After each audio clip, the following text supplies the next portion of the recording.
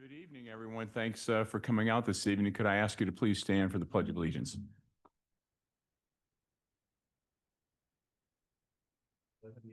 the flag, United States, to the republic which stands one nation under God, indivisible, with liberty and justice for all.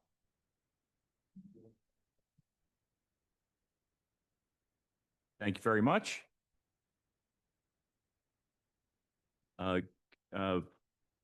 Councilwoman Hamilton sends her apologies for not being able to attend this evening. Could I ask for a motion to approve the agenda? So moved. Thank you, Joel. Is there a second? All those in favor? Aye. Any opposed? We have an agenda. Reports. Kyle? Just a thank you to our team. We had the Brewfest this weekend. It seemed to go really well. As always, our Public Works and Public Safety did a great job. Mike, Mr. Solicitor, anything to share? The Genesis bankruptcy, of course, and otherwise we got a couple things on the agenda later for certain things going on. Mike, could I ask you just to elaborate for anyone who's interested what that means regarding Genesis and the impact on the borough?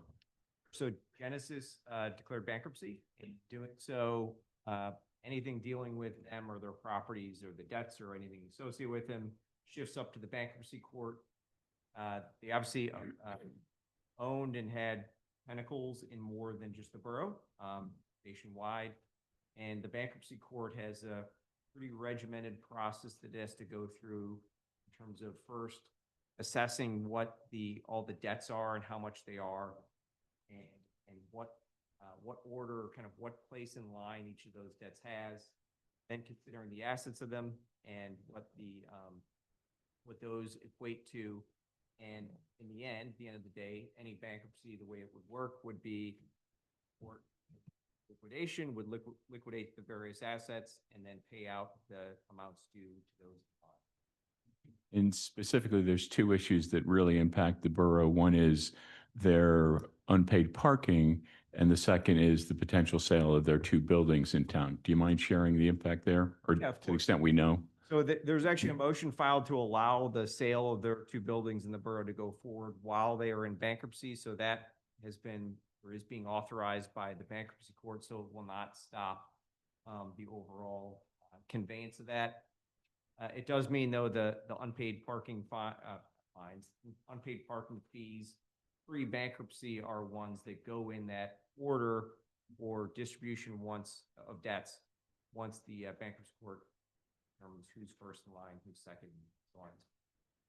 And I understand that they actually came to us and asked for an invoice beginning July 9th, I believe it was, which is the post-bankruptcy declaration. So that portion of that bill will be paid, or at least is due. It's not protected by the bankruptcy. Correct. That's anything post-filing a bankruptcy is outside the bankruptcy.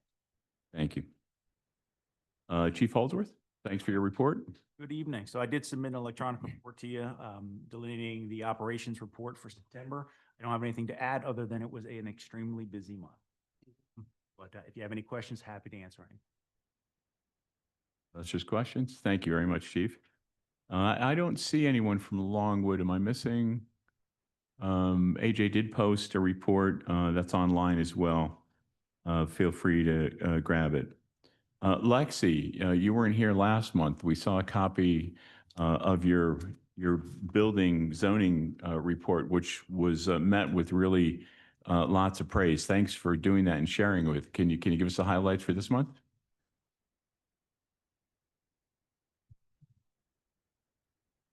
Yeah, no problem. So yeah, we have Q3 now, July, August, September.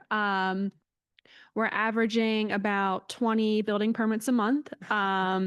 We had a pretty substantial amount of revenue come in for building permits, around 177,000 for that quarter. Some really big projects in the works. We'll see those expenses most likely in 26 with all of the inspections that will be going on. We have an average of 104 rental and commercial inspections each month, with about a 63% pass rate. So a little bit better than Q2, but still far below where we'd like to be. And that's with a so a total of 312 rental inspections. For budget wise, we're over budget now for building permits. Just hard to project what kind of projects we'll be getting into for the following year. So this was something that came up, a big project that brought us over budget for building permits. And then we're also at a little over 100% now for life safety inspections. So we finally meet our quota for that. We hope to meet that towards the first quarter when all the registrations are due, but we're still taking in some late payments. Thank you. Yep. Well, I was surprised last month and this month as well to see the number of fails when it comes to the life safety inspections, especially for commercial and residential. Do most of those get approved within the 30-day period they have? And how are we doing on the re-inspections? Yes, so they have 15 days if it's immediate life safety, such as no smoke detectors or fire extinguishers, some immediate danger items. Those have to be 24 hours. If they don't comply within 15 days, then they are issued a violation notice. We do give some lenient, sometimes 30 days if it's something like a deck or something where they can block off access and restrict that access in the meantime if it's a bigger job. But everyone does have to come up to a pass or else they will get a violation notice, which if they get too many of those can lead to court, which can lead to eviction.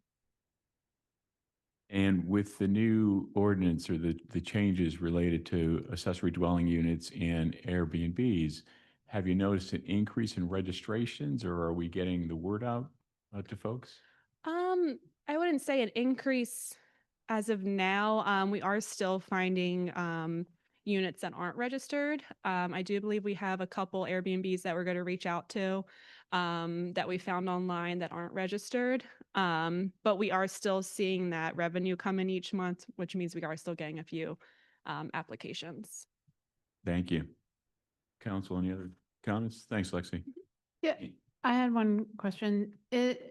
Do you have a sense for why people are failing? Is it they're just unaware of the rules or?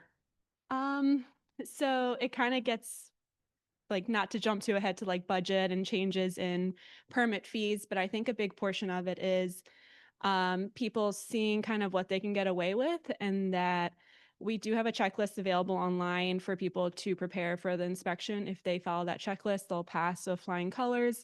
But we do notice a large percentage of people don't put any work into these inspections. We get there, they fail, and we do not charge for a reinspection. So we're losing a lot of money there. So it's pretty much a free pass for us to come in and see what we find, which some may or may not be everything that they were going to fix. So it's kind of like a gamble, we feel like. So the goal is to start charging for the first reinspection to try to have them do a little bit more work on their end. Will we be putting out a notification of that Yep. change? Yeah, if we change that, I'll be sending out mailers. Yeah. Thank you. Committee reports. Joel, anything from finance? I was there, you were not there. We certainly reviewed the bills. We did not get into the budget report because we were looking for a quorum for the finance committee. So reviewed the finances year to date. Was the primary topic. Nick, am I missing anything? Okay, it was a fairly short meeting. But we do start our budget cycle beginning Wednesday evening. So that is posted on the website, Kyle. Lots of discussion on Wednesday. So please know we're beginning that discussion this month in earnest and have to approve it by the end of the year, as I think everyone knows or probably knows. Kathleen, anything on development, planning commission?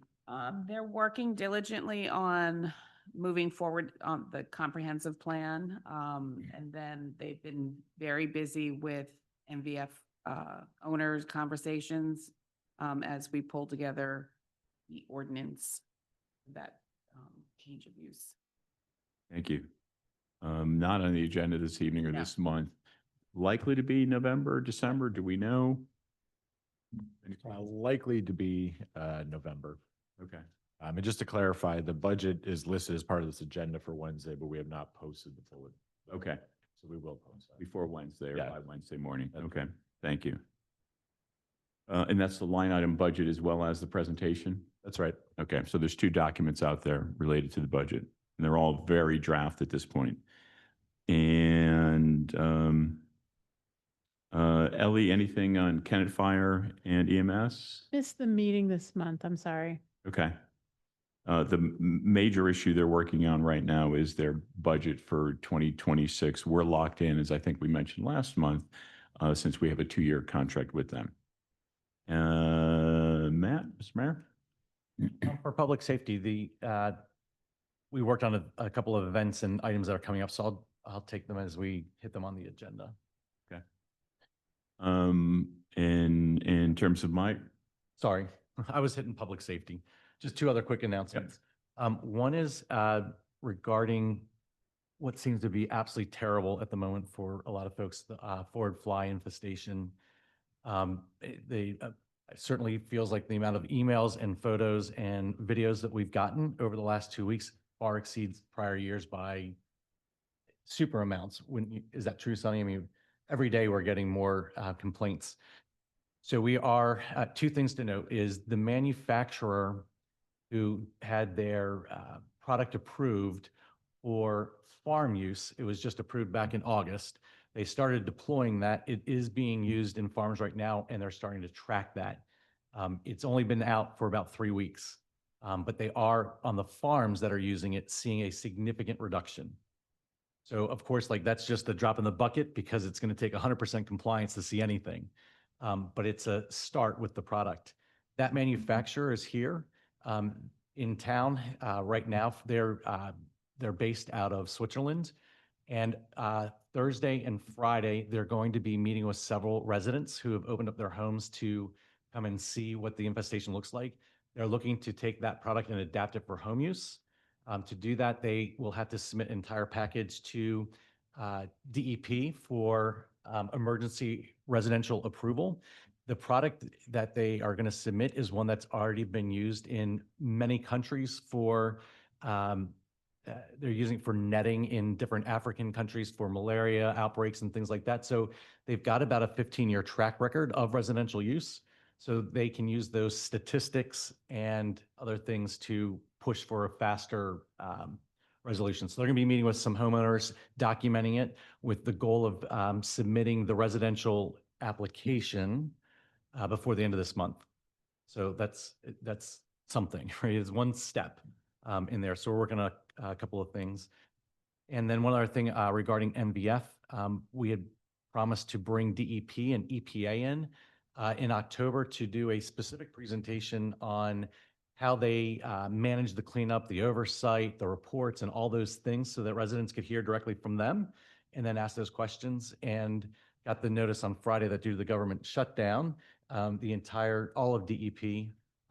EPA is completely furloughed. So our presenters are not in because they're furloughed.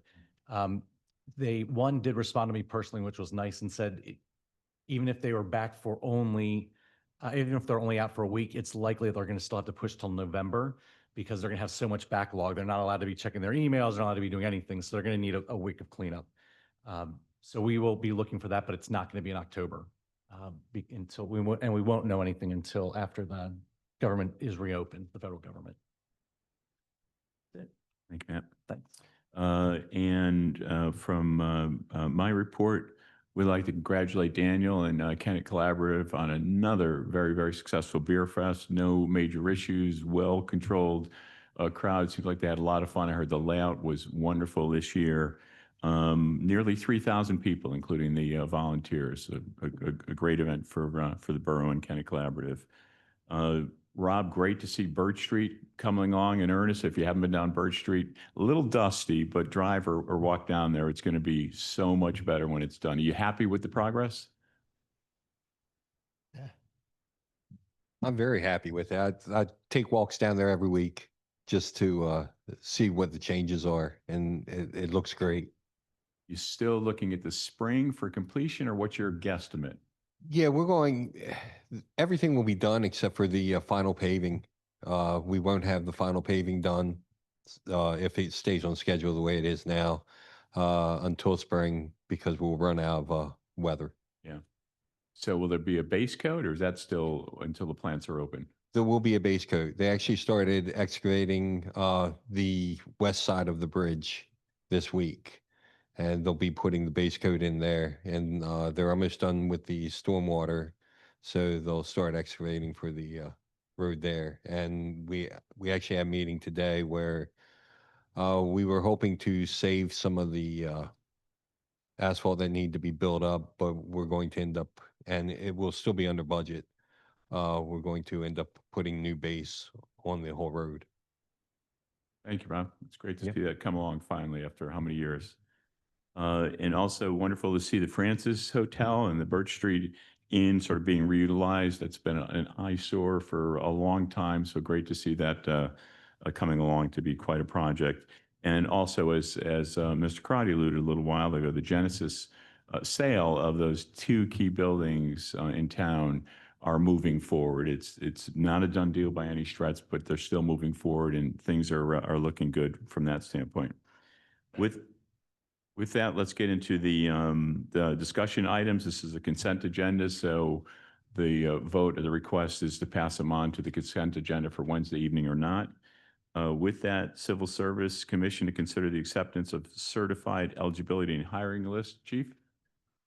Back in June, you had charged Civil Service to begin an entry-level testing process. That process is now completed. Civil Service Commission met on September 29th to review the certified eligibility and certified hiring lists.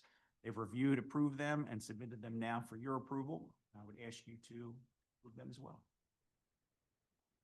Council, any questions or comments?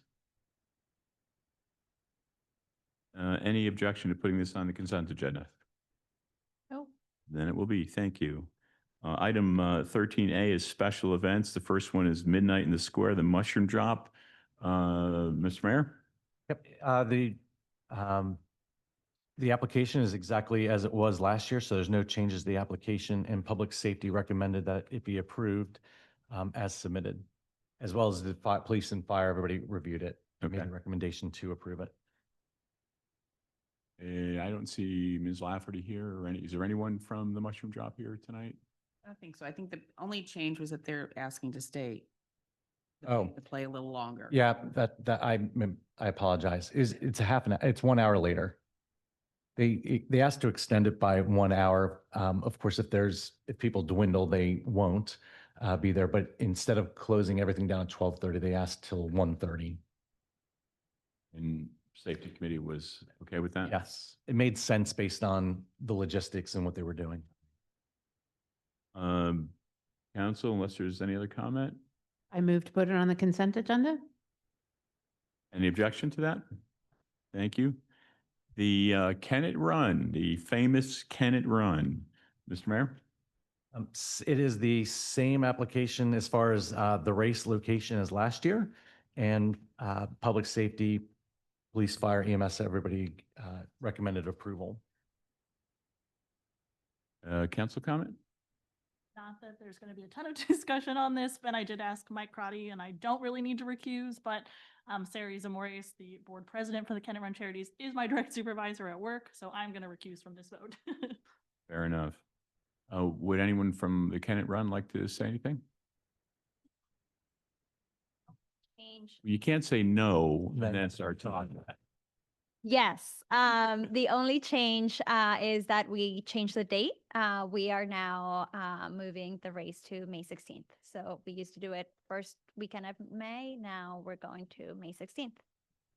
Very good. And I thought I saw you cut it off at, how many runners? 1,200 runners you're looking to get potentially? We were under 900 last year. We're hoping to get to 1,000 this year. That's great. What an event. Thank you for doing that. Any objection to putting this on the consent agenda? Then it will be. I just want to back up for a second, Kyle, and just ask you to follow up in terms of the mushroom drop. Ms. Lafferty did make a note or ask for the borough to consider when the banner for that goes up, since I guess other folks are using it. And I don't think we have to get into that this evening, but at least to make sure and it's happened a couple of times from different organizations, that banner across State Street is becoming such valuable property. We just need to figure or refigure out exactly how we manage that. So we do have a different process coming for this year, and it's because of concerns like that. So there's an application that's now active on our website. We're happy to share with anyone wishes to have it sent to them. Basically, it used to be a first come, first serve, and it made it a difficult situation because there are some nonprofits that do a lot of community good that might have gotten in a day later than someone. So it's a long way of saying the application is live. It'll be live until December 1st. And we'll take all of those once we've got them and make a prioritization and then send it out with the approvals and then request payment. So I think in that scenario, we'll be able to consider public good as one of the factors, but we'll also make sure that we're getting payment to reserve those dates. And we did reach out to Kathy and provide her with a link. Great. Thank you very much. Sorry, I yep. think it's important that we get a mixture of banners from corp to non-for-profits that work totally, like, are totally in the borough. So I think it's important that we give priority to events that are happening in the nonprofits in the borough over the corporate banners. Just my opinion. Fair enough. Looks like it's Rob time, or Rob and Kyle time.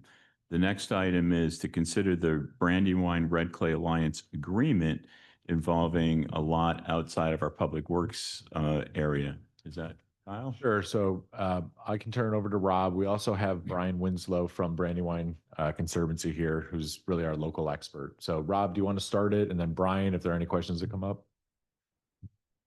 Brian came to us with this proposal that there's a small piece of land that's on the east side of the roadway going in on Grant on our property. Right now, we just mow it. It's over near an unnamed tributary. And what they would like to do is, at no cost to the borough, plant trees in that area as well as meadow grass. I'll let Brian explain everything to you. There's a map in your packet, so you'll be able to see the area that he's talking about. Brian, if you could go up to the podium. And the Public Works does support this. Thank you, Rob. Yeah, I'm Brian Winslow with the Brandywine Red Clay Alliance, not Brandywine Conservancy. They're a close partner of ours, but I work for the other organization. So I do watershed conservation work. So thank you for entertaining this. We did a study of the West Branch Red Clay Creek in 2023. And as part of that study, we identified places where trees are missing in the riparian buffer. Trees shade the creek, they keep it cool, they stabilize the banks. One, we'd like to do some planting in the borough. We have a grant with the Department of Conservation and Natural Resources to plant 7 acres of trees. And one of the sites is the site right there next to the Public Works buildings. It's small, it's only 4/10 of an acre. It's maybe 30 or 40 trees. Those trees in the plastic tubes. We'll plant some larger trees along the driveway. And it's all paid for by grant. We'll plant it with staff and volunteers. We would welcome any borough volunteers, maybe the Shade Tree Commission. And the only commitment is to maintain the trees for the establishment period of 4 or 5 years. That's in the grant agreement, and not to cut down the trees for 25 years. So you agree to have them there. We are going to convert the mowed lawn to a wildflower meadow as well. That would only be mowed 2 or 3 times a year. You do have to mow it to keep the invasive vines and shrubs off the trees, mostly the vines. Thank you very much, Brian. Rob, Kyle, is there no other productive use of that land? Where it's at, it's actually separated by the unnamed tributary for the rest of the property. So there really is no use for it. It's a small piece of ground, and I'm not sure if it's actually in floodplain or not. I don't think it's actually in floodplain, but where it's at, we would still have to do a crossing to get to it. So right now, we just mow it. Okay. I mean, in concept, I think it's great to get the trees in there and the meadows and more productive use of that land and less maintenance of that land. But it is a 25-year agreement. My questions are really around that commitment. Have we considered the cost, the time, the impact in terms of signing between, now and 2050, and the impact on staff? Actually, there's not a whole lot of staff time. Right now, we mow it at least once a week. So we have that time. Most of the work would be done in the summer, and basically the inspections, I believe, are done by you by Brian to make sure that everything is okay. And he can tell us, so it should alleviate some of the issues that we have. And last two questions related to the contract or the agreement itself. Brian, can you define, it talks about small signs. What is a small sign? Actually, it's a little bit bigger than small, I guess. It's larger, a little bit larger than a typical yard sign. If possible, probably put it near, is it South Street there? It just says, trees planted by Brandywine Red Clay Alliance. It's totally understandable. Lexi, from a zoning standpoint, any issues there? 6 months or so. Okay. Oh, so We just actually get temporary. calls from those. Residents will call and say, hey, I think I have a place. And sometimes it works out that we plant more trees because of that. Okay, good. Hold on one second, please.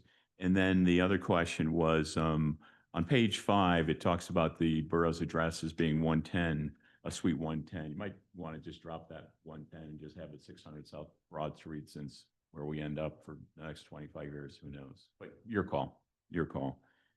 Is there any other council discussion or questions? Question.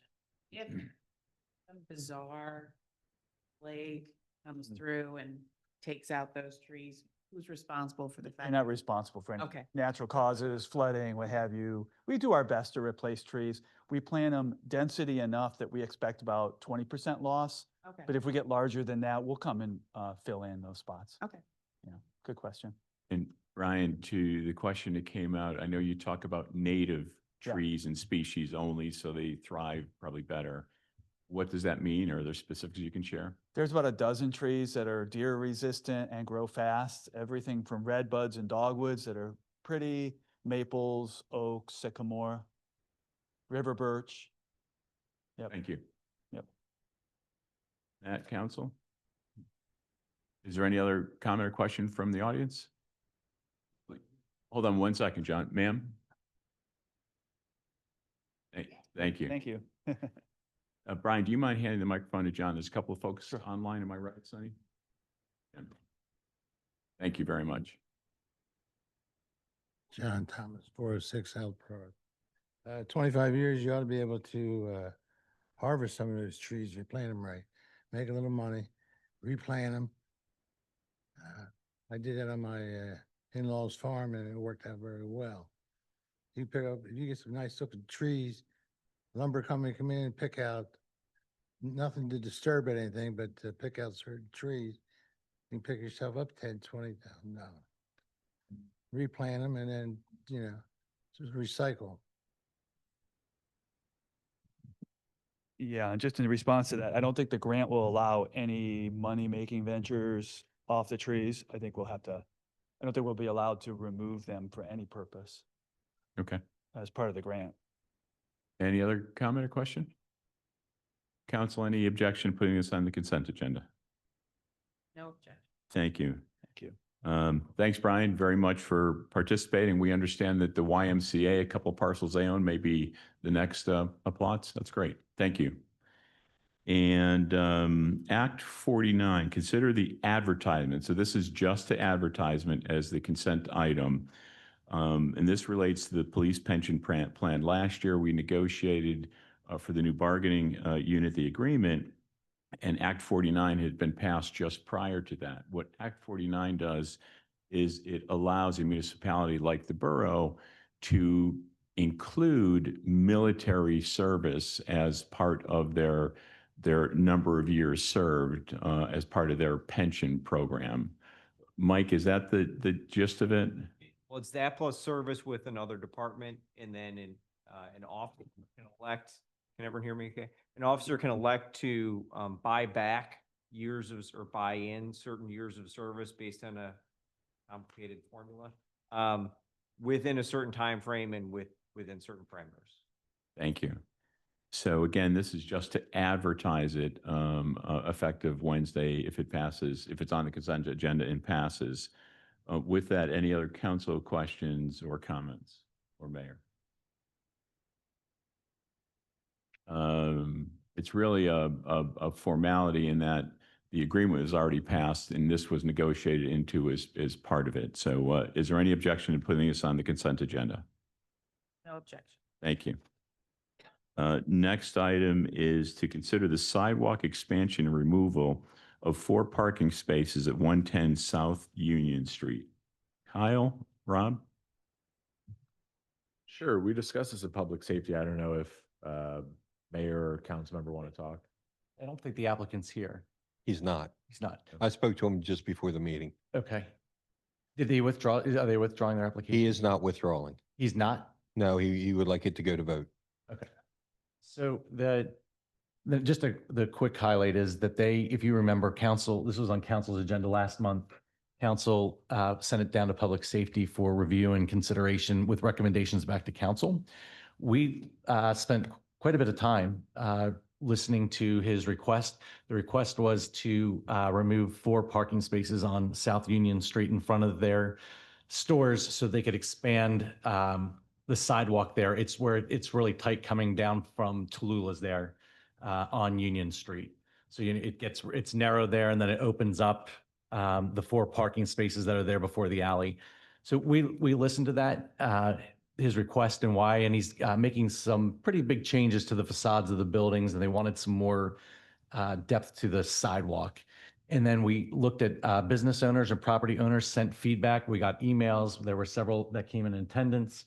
And overall, public safety recommended the council deny the application to remove those 4 parking spaces for multiple reasons. One is it was more beneficial to just that side, and other businesses on the east side, the barber shop and others count on those spaces turning over quickly and folks being able to park there, come and go. There were other retail shops there that also count on faster turnover of those spaces. There was nowhere to replace that parking, close by. It wasn't like we were trading those spots for anything else. And we felt that it was really more one-sided. It was really going to benefit, just the businesses directly in front of it. So public safety's recommendation was to not approve the application to give up those spaces. Thank you, Matt. Council comment? Council comment? Questions? Yeah. Matt? I am very glad to hear what public safety had to say because. Could I ask you to just identify yourself and your address? Sure. I guess I'm the first. Hillary Holland, 111 Magnolia Street. Thank you. And my remarks were in agreement with public safety. I don't see how removing 4 paid parking spaces benefits the residents of Kennett Square in any way. It benefits the landlord. I looked at what their attorney sent. I've never seen a queue at that location. I don't see any issues with door swipes. It wouldn't help with traffic calming because it wouldn't add a lane. And it would just be moving cars from paid spots to Juniper Street and Magnolia Street because we all know those people are not going to park in the garage. So I'm very happy to hear that public safety and perhaps Borough Council feels that this is not a good idea. Thank you, Ms. Holland. Any other comment? Is there any objection to putting this on the consent agenda? Yes. We will not put it on the consent agenda as a formality, or at least as an action. Mike, correct me. We will have this on the agenda for Wednesday, and we'll ask for a motion as to whether it passes formally on Wednesday. Right. But it will not be on the consent agenda, so it'll be open for discussion. Thank you. And the next item is to consider the retroactive letter of support for Kennett Area Community Services. Kyle? Thank you. This came to me about a week and a half, 2 weeks ago. It was a request from Kennett Area Community Service looking to put in an application for request letter of support for the RACB application. They're looking for RACB, which are state funds, same funds we use for our police station, reimbursement funds for the construction or renovation of their new building. So while it's still to be determined where that ends up, in consultation with our grants consultant, there was no reason to not put in a letter of support. CAX is a good partner. They serve many of our residents. And we do not have any competing projects in the portal because we're still going through the reimbursement process for the last grant that we got. All in all, I would recommend retroactive approval. Thank you, Kyle. Mr. Mayor, Council? Public comment? This is retroactive. Any objection to putting this on the consent agenda? No objection. Thank you. This is probably the meat of this evening's meeting. It's items 15D and E. Consider the advertisement of the bid package for this property, this building that we're in, and also the condo agreement for this property and the buildings and land around it. Dr. Feet, I think you wanted to kick this off? Yeah, you have a presentation, Kyle? Yes, but you can certainly kick it off. Yeah, let me kick it off.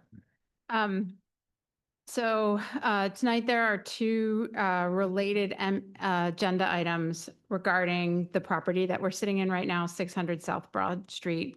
And just as background, over the past couple of years, council has been working to figure out a long-term plan for the adaptive reuse of this historic building. What we're trying to do is allow the borough to retain the space it needs for operations while partnering with community-based organizations to bring the rest of the site to life. And as we discussed last month in council, the borough intends to keep the beautiful new police station, the office suite that's near the north stairwell, which provides some space for smaller public meetings. We're going to keep the third floor, which will serve as new staff offices where we're sitting right now.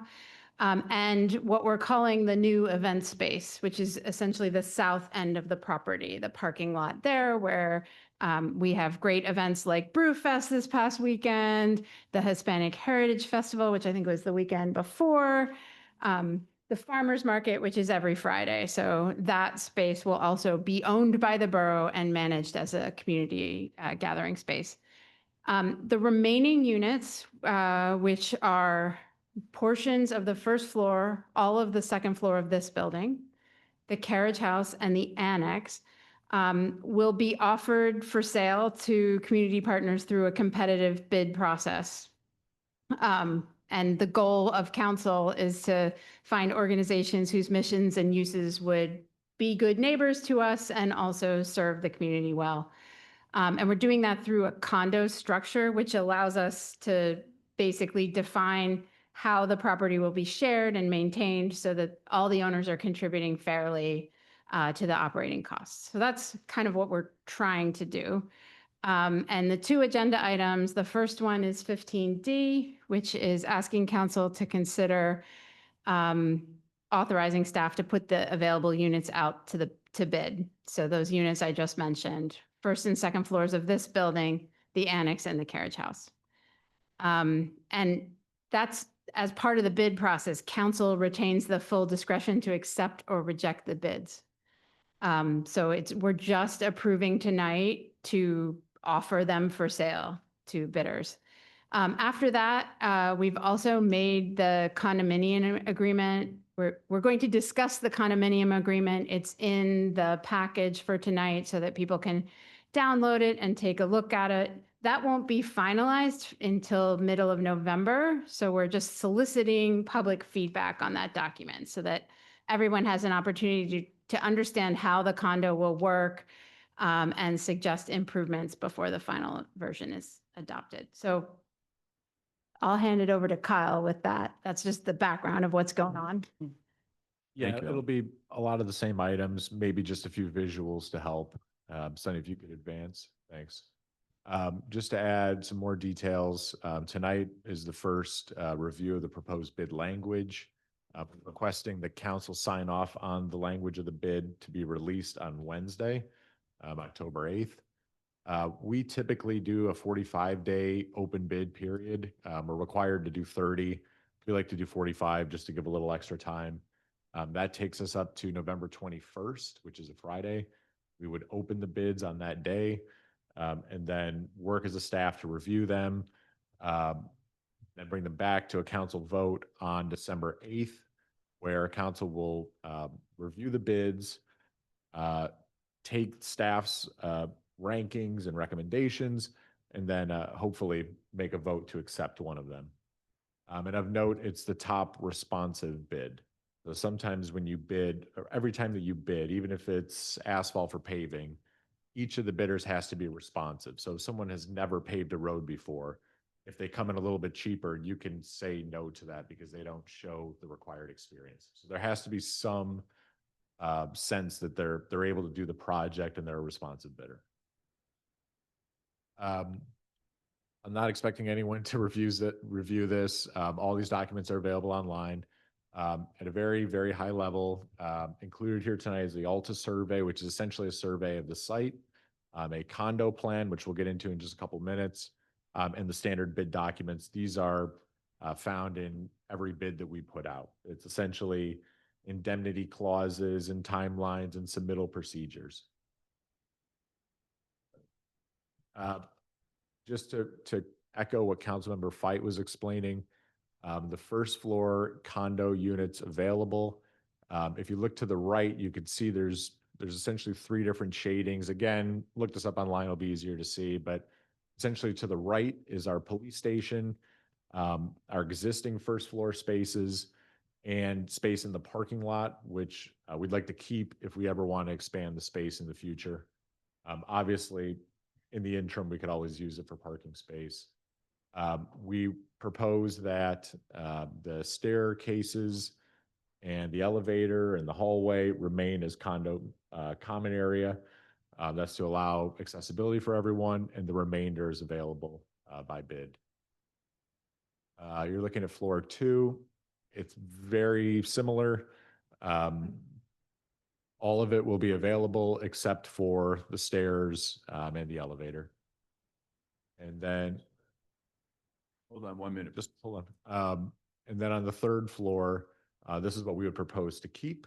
And so again, stairs, elevator remain as common spaces. And then just obviously you can dig into this more, but the 2 buildings are also their own separate units and they're both available. Transitioning a little bit, right? So there's a bidding process, there's a property parcel sale process, and there's a condo process. So those are the 3 sort of stacks of documents that we'll be working through.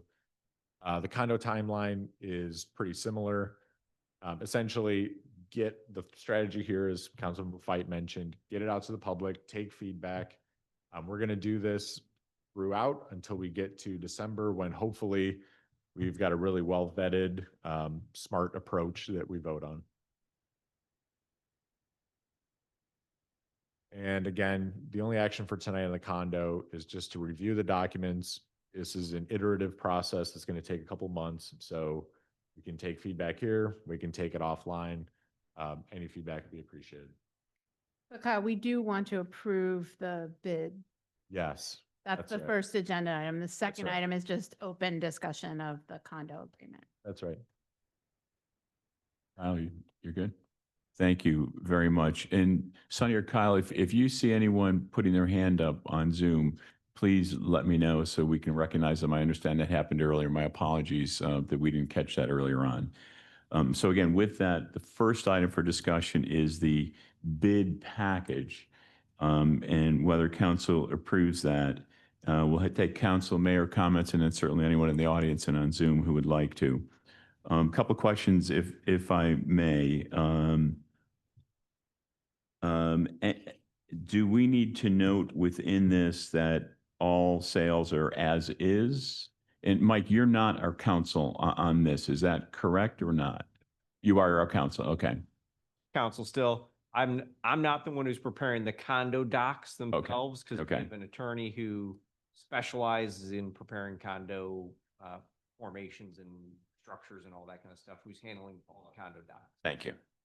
Do we need to indicate that all sales will be as is? Yeah, that's already actually in the draft agreement of sale that goes along with the form agreement of sale that goes along with the bid packet document. Okay. Is should we restrict that the purchase is not assignable? Does that matter to us? Well, I don't think we can. Once we sell the unit to someone, it's going to be theirs for that purpose and for that use. And down the line in 10 years or in 50 years, within the parameters that the condo docs set out and within the parameters the zoning sets out, that's a property unit that they can both use and sell and change within whatever structure there is. One of the concerns that some folks, myself included, have had is what could this building or the various buildings be used for? That's not covered in the bid document. That's covered in the condo rules. Is that correct? Yes. So that's where we restrict. You can't set up a whatever shop that doesn't fit with the nature of what we're trying to have here. There's draft language in there, based on what's typical in a condo, but if you have comments on that, we're looking for feedback. But there's a whole laundry list of prohibited uses. Gotcha. Matt, you said something?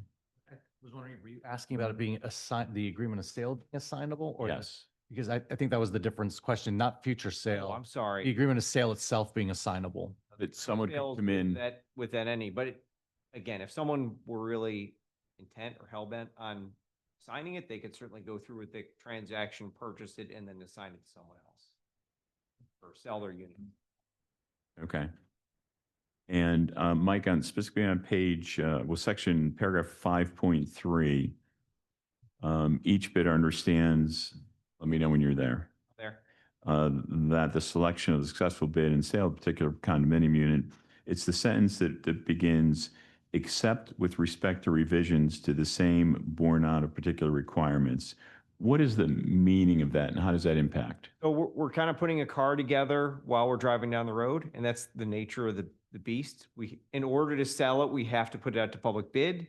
We can't necessarily finalize all the condo docs, which might have particular changes we're going to need based on a specific user. We can't do that until the bidder is selected. And, That's what that means. and how could someone bid on it without knowing what the rule book is? So the condo docs themselves are publicly available in terms of what they intend to do. There's a bid form for them to submit to note what their proposed use is. And that's going to be one of the things that's taken into consideration by the borough when we are reviewing the different submissions. Gotcha. Thank you. Those are my questions. Mr. Mayor, Council? Public comment discussion. Hold on one second, John. Could I ask, Doug, could I trouble you? Do you mind giving the mic to John? Or Charlotte can. That's great. Thank you. Thank you. Right of first refusal should be in there. To buy back 10 years from now, if they're going to sell, we ought to have the right to buy it back first. Maybe 10 days, if it was, they put it on the market or something, we ought to have the right, the borough has the right to buy it back. That ought to be in there. Condos should be easy to do with common areas. I also would suggest that we put in there something about solar. That we all go in agreement, maybe to put solar on the whole building. Why should let them put solar? We can probably help them get a loan with us. And we'll make money out of that solar. I mean, if we had it on now, we'd be making money. So, because it's sitting there, it's making this beautiful space for solar. So. Thank you, John. Any other public comment? Mike, can you respond to the right of first refusal? That one's really a policy decision for the council to make. One of the biggest hitches or drawbacks to putting a right of first refusal is we may then be watering down and diluting the offers we get. We might not get a higher offer because someone knows now there's a long tail on their ownership interest in their. Okay. I don't follow you. So if you're buying something with a right of first refusal attached to it, you might not be willing to pay the same amount of money as you would if you're not. If you wanted to, don't feel paid. Thank you. Solar is a good question as well. Might be covered under the association rules. Solar might break the brain of the engineers trying to put that together just because HVAC, electric, all have to be split. I Yeah, honestly don't know how that would work. Yeah. Building where you put solar in and we have Yeah. different meters. I was gonna ask that same question in the condo docs. Who owns is the exterior, is the roof part of the association? Mhm. It is? Yes. Okay, Yes. thanks. And there would be also some common HVAC elements. Charles? Before I say I don't like it, have some questions I better ask because it don't even sound right. But seem like we're pigeonholing a borough hall again, where we're going to have it, the room. And that's been our problem, switching from one place to another. That's been the excuse by our employees, not the borough residents, our employees. So I don't understand what space you're going to have here. After everything we've done, the purpose was to get a borough hall. So we didn't have to keep going to the Far Hall, American Legion. And now we defeated that. The other thing is that, how will this relieve our debt? I got a grave concern for that. I see those two outbuildings helping.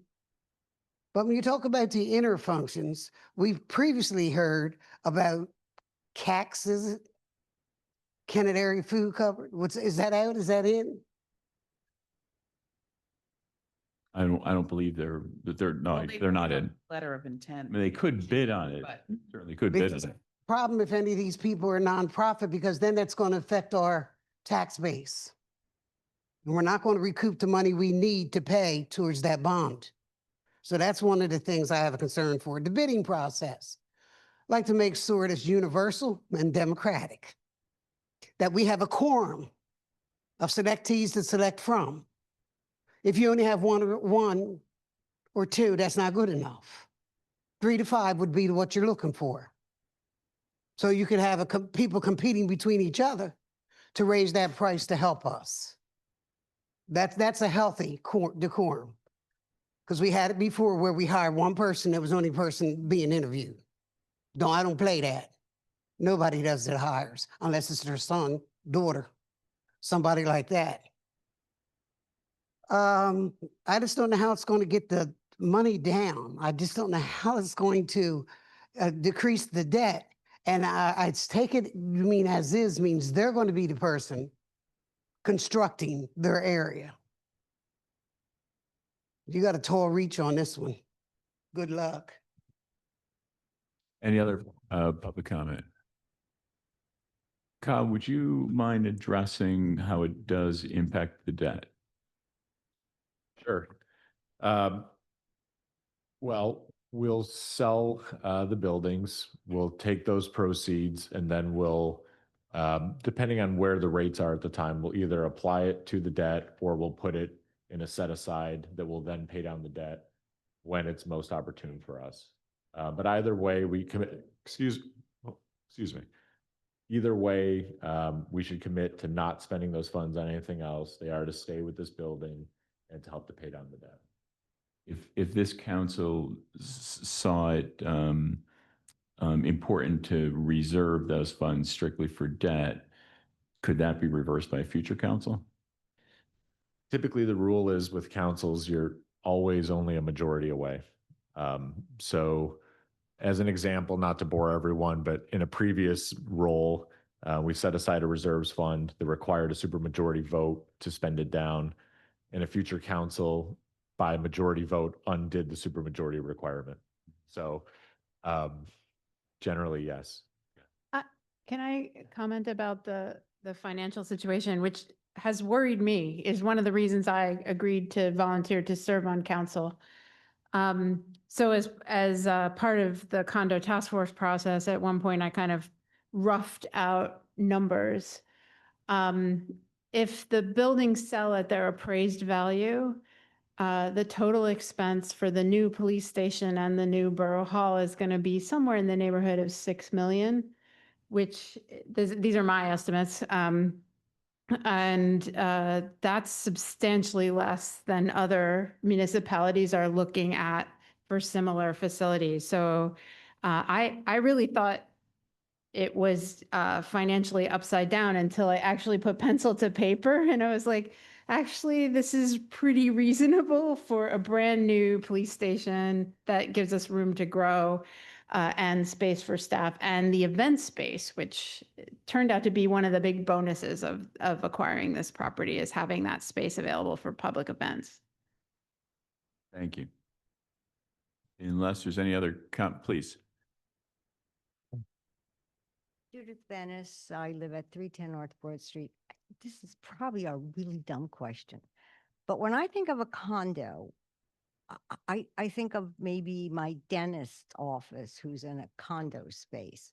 So my question would be, are there limits on the kind of businesses? Okay.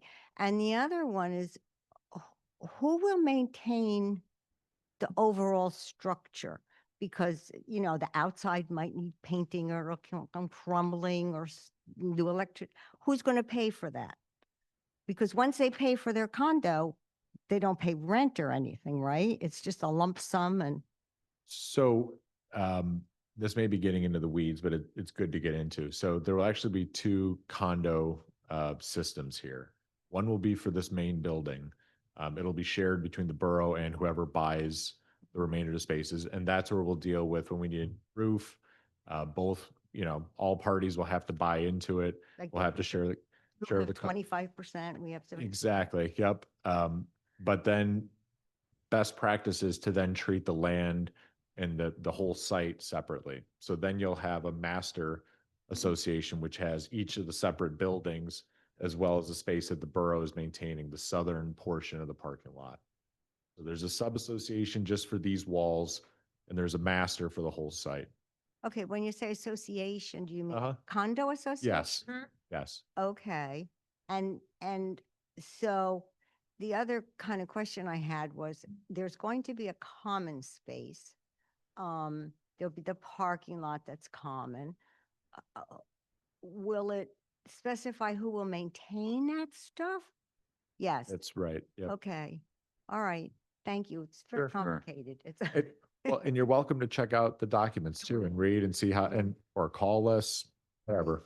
yeah, it's kind of a good idea because the spaces, it seems all right so far. I'll just jump in and add, some of the potential buyers that we've talked to that are nonprofits really value owning the space because owners, sometimes there are grants available, but for them to improve their property, but only if it's their property. If they're a renter, then the grantor or even a donor might feel uncomfortable giving them money to improve a rental space. So that's one motivation for the ownership structure. Unless there's any other discussion, is there any objection to putting this on the consent agenda for Wednesday? Then it will be on the consent agenda. The condo agreement, now we just got these two agreements last evening. So there's no action proposed for this evening. It's a presentation and a brief discussion on that. Is that fair? We can certainly discuss any of the details, but we gave a lot in a short period of time. So I think it's reasonable to say, take them, review them, send comments. This goes for everyone in the public as well. It's dense reading. So we won't get into a discussion this evening, but just say that they are available on the website. And those folks that are particularly good either in legal matters, reviewing contracts, or to have a real financial head or acumen, I'm looking at you, Troy, and folks like that, if you would review those, we would very much welcome your comments. I would suggest you send an email with any comments you have, very specific to Kyle's attention.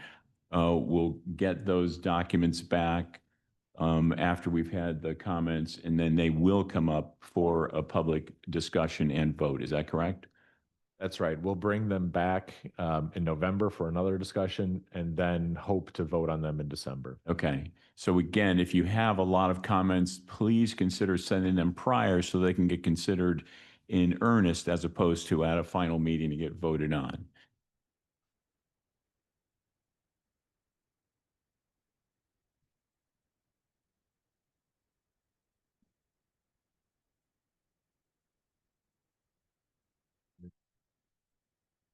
It is, yeah. So our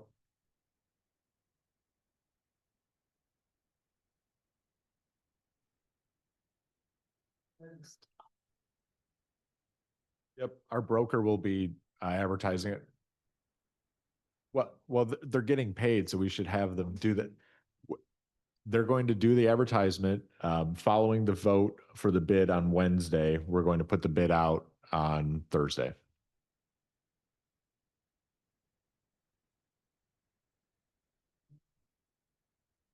We're already under contract. We're already under contract, same broker who was trying to lease the property.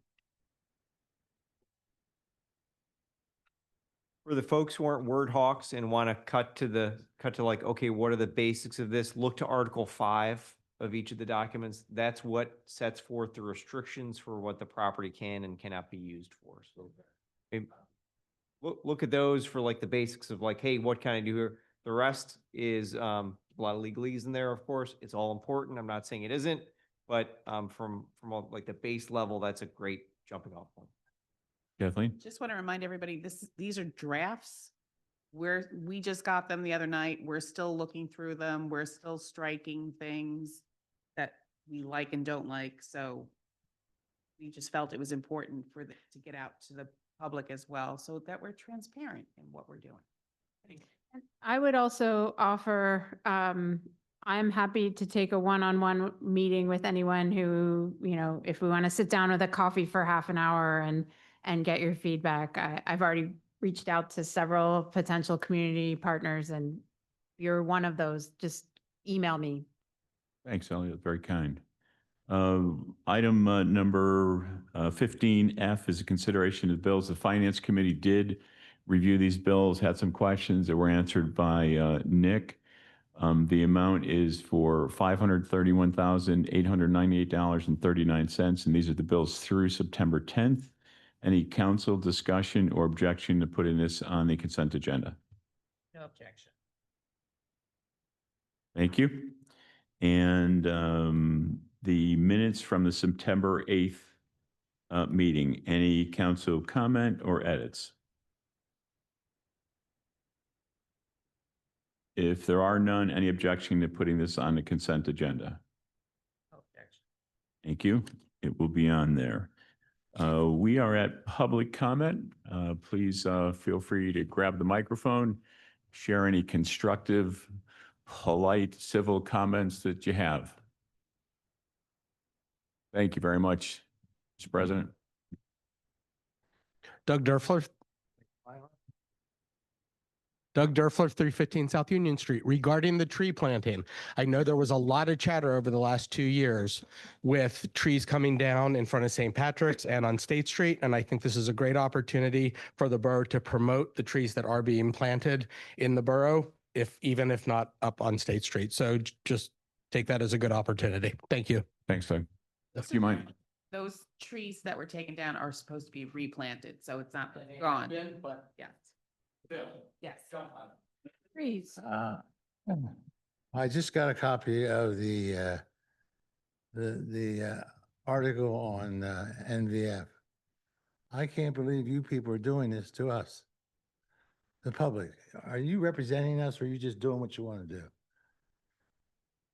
Where's the traffic study? Where's all this stuff? Where are you going to put 150, 200 cars on that street? Where are you going to put them? And then you're going to put, what, 100 and some apartments uptown? We have become a neighborhood. We're no longer a town. We're a neighborhood. And I don't know why. We don't have a drugstore, supermarket, nothing.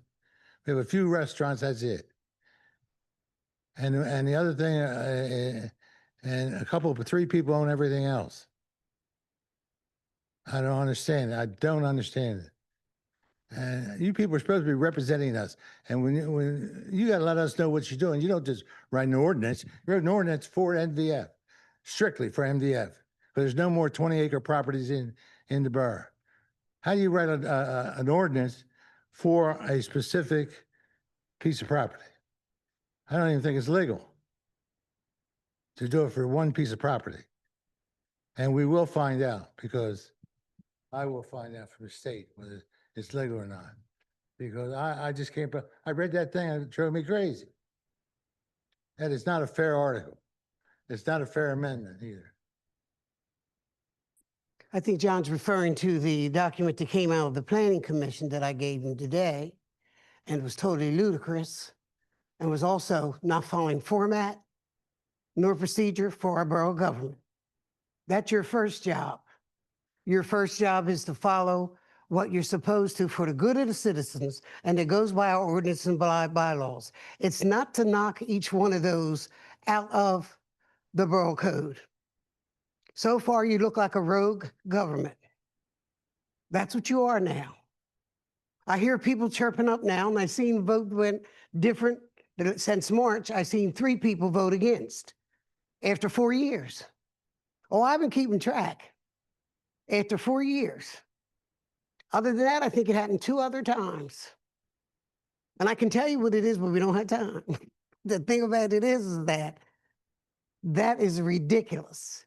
And until you address the contamination, which I'm not going to let you turn loose on, of all those carcinogenic agents that were not only in the environment through you breathe it, but if you touched it.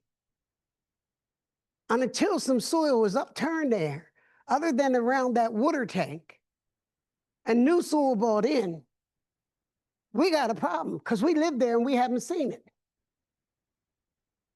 We're going to other places that are Superfund sites watching 40-foot high mounds of soil, new being brought in. Wyeth Laboratories. Got it right on my phone, sent it to many people. And it's not only DEP you should be talking to, you should be talking to EPA for us. That's the feds. Because so far, you're representing yourselves because nobody in this town asked you to go out and look for somebody to develop that property in any way that would be residential. You're doing it. Each one of you are liable. Each one of you are accountable. You're not doing anything for the citizens in this town when you make a decision that you're going to move ahead. And I see committees not doing the job they're there for and to look like they're negotiating contracts before Mr. Karate gets them. And that's what I witnessed. And the people are not qualified to negotiate a contract. And no, you can't talk to people before time and think they're interested in this building. That violates the Sunshine Law. You can't be just going around talking to anybody since you are here in that seat. You have to watch how you talk because that's what transparency is. So they're interested. There might be a lot of people interested in stuff, but they're not from here. You need to start looking at what you're doing instead of thinking you're so correct because it's wrong. Remember, there's contamination there, and you're not going to get around a hearing on that. I think it was Willistown, East Pikeland, or one of them, 2 Sundays ago was right in the newspaper because something was being proposed and it had to have a hearing. And that hearing had to have a stenographer. That's what you people need to learn. You're trying to get away from this stuff, and you're doing a lot of dirty work, and I don't know who you're benefiting, but I know it yourself because you're using your own wants and desires, not the public's. You only can speak once. I don't want to get in trouble here. I don't want to get in trouble. Any other comment? I don't want to get in trouble.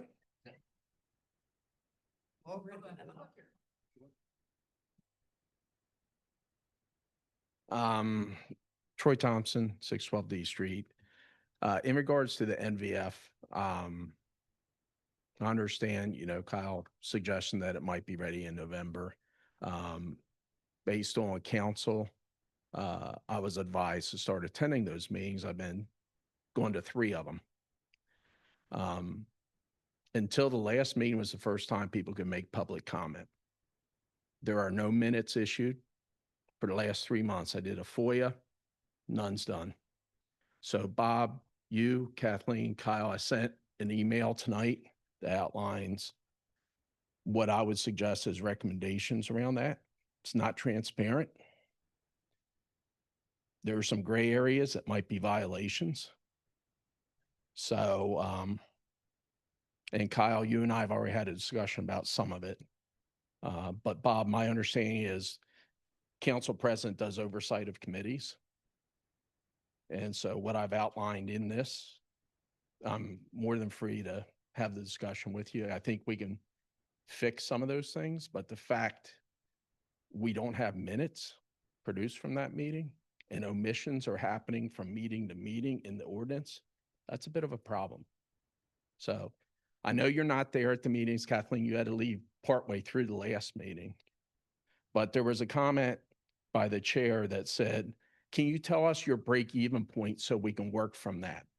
That was made by the chair to the developer in the middle of the meeting before it adjourned. That's a problem. So. Thank you. Yep. Thank you. Ma'am? You have 4 minutes you could sing if you'd like to right now. No. Do you mind sharing your name and your address, please? So my name is Emily Bisco and I live at 404 East South Street. Sonny, did you get that? Thank you. So I've noticed a very decline in quality of life, I'd say from Broad Street or from the entrance to the high school down to Walnut since I've lived there for 7 years. But I'm really going to try to focus on one address and one thing about that address. My neighbors moved out at 406 East South Street, July 1st. And starting on July 1st, it's been a downhill slope between the fact that the people that rent the house went from 2 people to 7, that they are running a catering kitchen out of the house. But I'm not here to talk about the people in the house. I'm here to talk about the person that occupies the shed. There was a shed on this property. It is not a permanent structure. He does not live on the property. It is not my understanding if he even rents the shed. He is not the landlord, which that is Martha Rodriguez. She does not live there. She rents it out. But anyway, this person runs a business out of the shed. He moves washers and dryers and refrigerators all day long. And when he's done, he plays with his motorcycle. I personally like to know, does he have a business license? Is this up to code? Is he allowed to run a business out of a shed on a property he doesn't even rent and doesn't live at? And if it is all up to code and he's allowed to do this, what can I do to pass a law to make it stop? And the address is 406 South Street? Yes. It's your lucky day because we've got the person who can investigate all that sitting right over there. I send about once a week, I send a complaint. Okay. We're aware of the situation. It's a very gray area in terms of business, living there, renting the shed. We have a call out to the owner. It's just really, it's hard to prove it's a business if it's not someone selling items on Marketplace. It's He really sells off the property. It's hard to, he's not living in the facility. There's a lot of gray area there in terms of us enforcing it. We've done a lot of other enforcement at that property. We've shut down the catering business. We've cleaned up the cars on the grass. We've done a lot of enforcement there. We're just kind of trying to figure out what we can do about the shed. And I assume we've spoken to the landlord? We've spoken to the landlord a few times. I believe we're waiting on a call back now. We're trying to get the information of the guy who is renting out the shed. And then here's the other loophole. He might not be renting it because I'm fairly certain he's probably a family member who also works at Michoacano because I see his vehicle there all the time. So if he's not renting it, is that another loophole where to say, well, I just let him use it? Yeah, so there's not a lease. If he's not paying rent, it's just like you're having your friend borrow your shed to store washer and dryer. Run a business that Yeah, and happens it's hard every for us- day, all day, in and out, in and out, in and out. Yeah, it's hard to prove it's a business. So it's kind I of, can take more pictures of him operating the business. Lexi is our staff member who's responsible for this area. Really, we've got to depend on you to do what's right for the property owner and its neighbors. So can you keep us posted, Lexi, with what's going on there? yeah, we're, yeah. Can I get a time frame and then followed up by what can I do to pass a law to make it stop?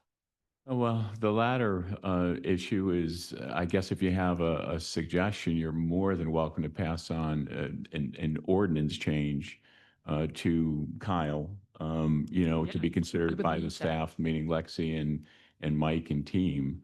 We're happy to consider that. I mean, there's certain things we can and can't do legally that the state allows the borough to enforce or not enforce. But certainly quality of life for folks that live here has to be at the top of our list. So I hear you loud and clear. And to add, the police have been out there a few times as well, so everyone is involved in the situation and keeping an eye out. I know there's been a few cases of that Emily's brought to my attention of like public urination and those kind of things outside of the shed. So I know police have been informed as well. So we all are trying to keep a lookout and see what we can do to. Yeah, the man, we call him Shed Man, he has to urinate in the yard because he doesn't have access to the house. So, Yeah. Okay. yeah. He also parks partially on the lawn and is turning up, like both sides of the driveway are turning up mud runs. So, Sounds like a real nuisance. but it just sounds like then you're allowed to run a business out of a shed.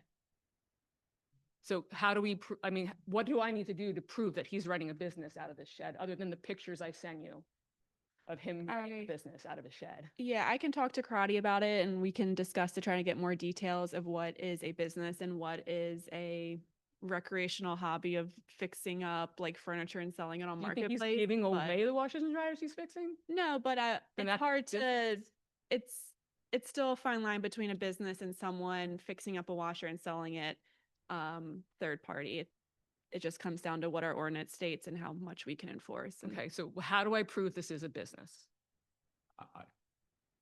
So Lexi, it sounds like there's, and Mike, you might have some answers for us. It sounds like you need something to change. Yeah, we have our hands tied Why at the why moment. don't Lexi and I get together at some point this week and we can talk about our best for. And let's keep Emily updated in terms of what we're doing and what we're allowed to do. So fair enough. We hear your frustration. We empathize with you. Whatever we can do to enforce the quality of life issues, we really should do that.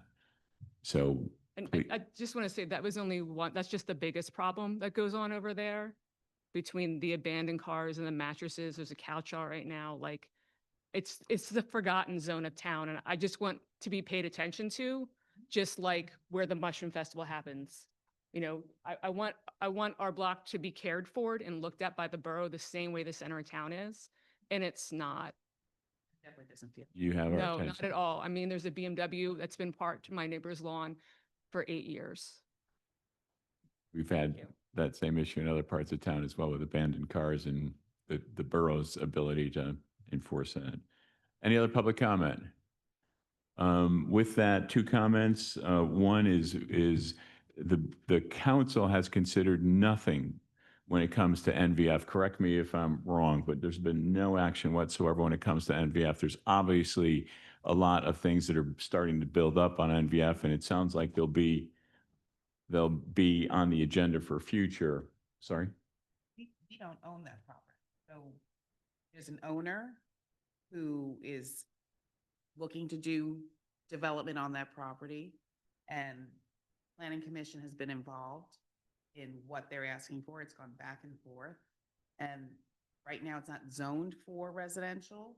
So the consideration is like, leave it as a super fund or help them turn it into something different. And those are the considerations. So we don't own the property to tell them. Yes. So we're not getting into a discussion back and forth right now. The council has had no official action when it comes to NVF whatsoever. We certainly will, and it'll be this or future council's job to make those decisions when they come before the council. My second comment is in terms of a comment made earlier. There is no, quote, dirty work, unquote, going on in the council or in the town, at least that I'm aware of. And then lastly, Wednesday is the budget discussion. So if you want to get active, take a look at it online, come with your questions, and we'll get into budget season. Unless there's any other comment, council?